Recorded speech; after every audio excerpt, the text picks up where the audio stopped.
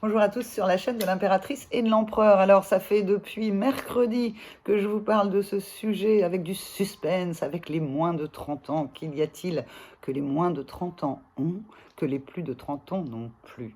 Eh bien, les moins de 30 ans aujourd'hui, en 2020, je ne sais pas si vous regardez la vidéo en 2025, je pense que ce sera encore plus affiché. Mais en tout cas, les moins de 30 ans de ces années 2020 ont quelque chose que les autres n'ont pas.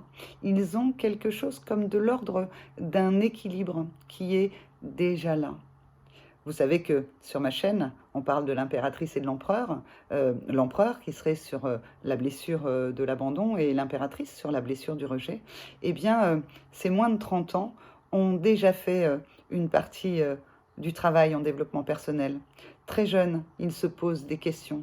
Je ne dis pas que les plus de 30 ans ne se les posent pas, mais en tout cas, cette génération a tendance à se les poser assez vite.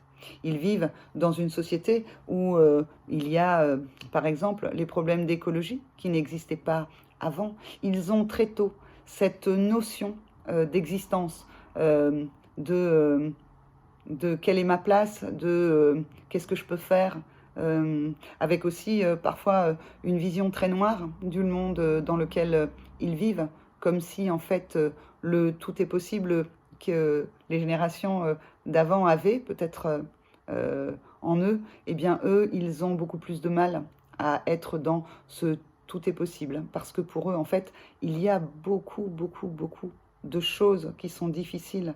C'est une génération où l'emploi n'est pas facile, où la terre ne va pas bien, ou que sais-je, ou en tout cas les difficultés sont nombreuses. Et ils sont nés dans cet environnement-là. Donc, quelque part, ils ont eu très tôt besoin de regarder la vie autrement, de se poser les questions avant, de ne pas attendre la quarantaine ou la cinquantaine pour certains d'entre nous, mais ils se sont posé la question bien avant, peut-être à 10 ans, 12 ans, 15 ans.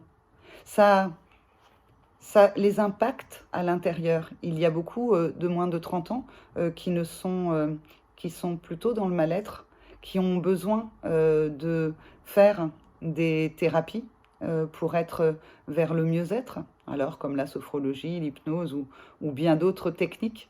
Ils sont ouverts en fait aussi à des méthodes qui sont peut-être moins traditionnelles. Ils sont aussi peut-être passés par des psys. Ils ont déjà travaillé. Ils avaient 5 ans, 6 ans, 7 ans, 10 ans. La vie était difficile pour eux. Donc, quand ils arrivent à moins de 30 ans aujourd'hui, ils ont déjà travaillé sur eux. C'est la vie qui les a fait travailler, leur mal-être qui a fait travailler sur eux. Alors, on va dire que c'est dommage et en même temps, il y a toujours deux faces à quelque chose. C'est aussi un avantage aujourd'hui parce qu'ils discernent mieux, parce que ils ont déjà retiré des manteaux qui leur étaient trop grands ou trop petits. Ils ont déjà trouvé qu'ils étaient quelque part dans la vie, par rapport à eux-mêmes, ce dont ils ont envie.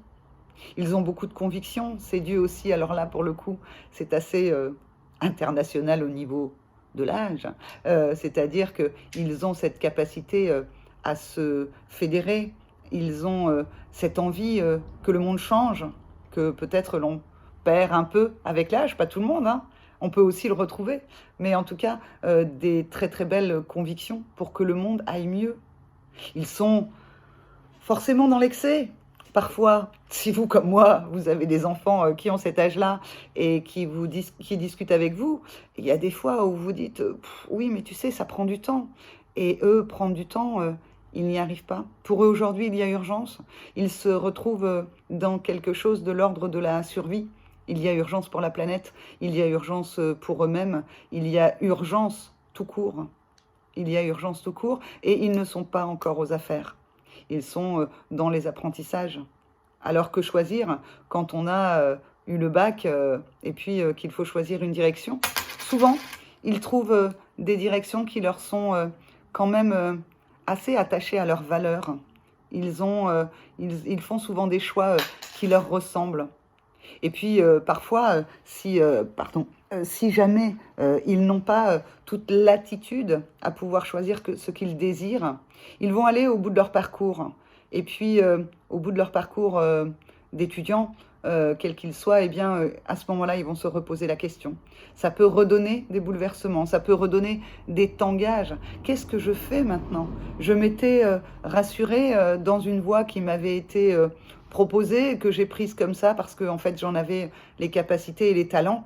Mais aujourd'hui, est-ce que c'est vraiment ça que j'ai envie de faire? Alors, ils ont aussi la chance de vivre, pour beaucoup d'entre eux, avec des parents qui les autorisent quand même à faire ce qu'ils désirent. Beaucoup d'entre eux vont partir sur des chemins initiatiques. Un an, ils vont voyager, voir le monde. Ils parlent déjà avec le monde entier à travers les réseaux, à travers les jeux vidéo.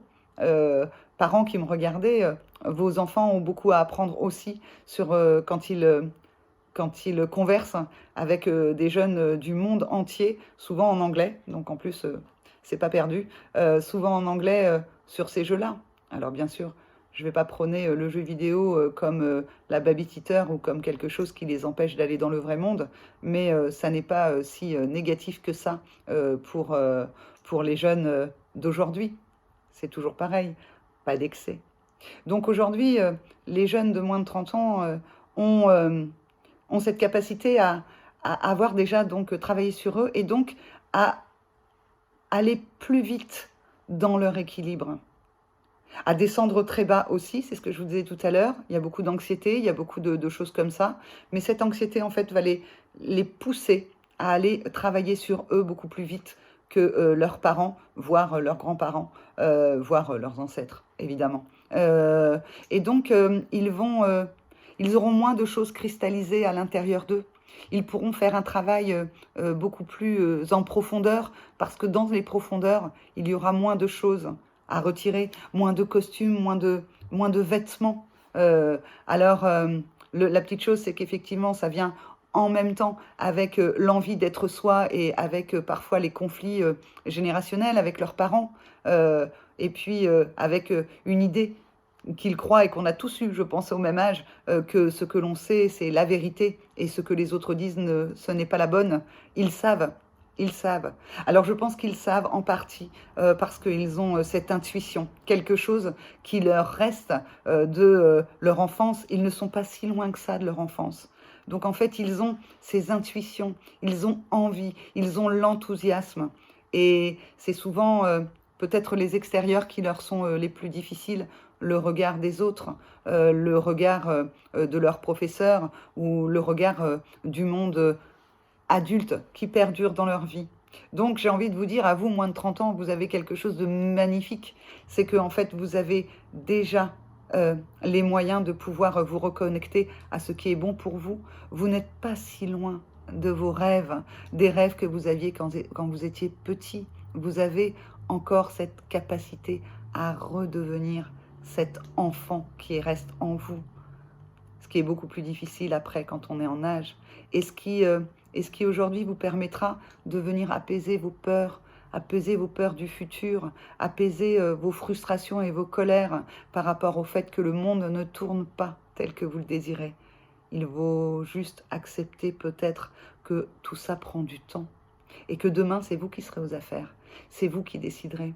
C'est vous qui aurez à l'intérieur de vous quelque chose que la génération d'avant n'avait pas. Et pour moi, en tant que moi, eh bien en fait, cette génération, je trouve qu'elle porte l'espoir. Elle porte l'espoir pour tous. Parce qu'avec ces nouveaux paradigmes, cette nouvelle manière de voir le monde, d'inclure à la fois le végétal, le minéral, avec l'être humain, de ne pas genrer les choses. Fille, garçon, ça n'existe pas en fait. Ça n'est pas le genre qui fait ce que l'on est. Tout ça, ils l'ont en général en eux. Et avec cela, eh bien, ils seront plus proches, on va dire, j'ai envie de dire, ils seront plus proches de Bouddha. Ils ont quelque chose, vous avez quelque chose de l'ordre de Bouddha. Et vous y en êtes beaucoup plus près que ce que vous croyez. Donc voilà, je voulais vous partager ce secret, en tout cas ce que moi j'ai j'ai pu percevoir aussi quand en fait le test est fait sur l'impératrice et sur l'empereur. La dominante existe, mais elle est beaucoup moins marquée que pour les personnes qui sont plus âgées. Donc ça peut vous perturber. Vous êtes un petit peu là, vous êtes un petit peu là. Mais super, ça veut dire que il y a juste à remettre un petit peu là et remettre un petit peu là. Vous avez tout pour réussir. Et, euh, et la vie changera, votre vie changera quand vous aimerez qui vous êtes avec toutes les parts de vous. Et puis, retirez tous les extérieurs. C'est vous qui avez quelque part la baguette magique. Et je pense que quelque part aussi, vous détenez une vérité que les plus anciens n'ont pas. Alors faites-vous confiance, faites confiance à votre intuition, soyez dans le discernement, apaisez vos colères, gardez vos rêves, gardez les XXL. Voilà, c'est ce que je voulais dire par rapport au développement personnel pour les moins de 30 ans. C'est quelque chose dont ils se saisissent, c'est quelque chose en fait où ils pourront rapidement en faire quelque chose de grand, de beau pour eux et de beau pour nous, de beau pour toute l'humanité. En tout cas, c'est ma croyance et c'est ça que j'avais envie de vous partager aujourd'hui. Je vous embrasse et je vous dis à mercredi prochain sur la chaîne de l'impératrice et de l'empereur. Au revoir.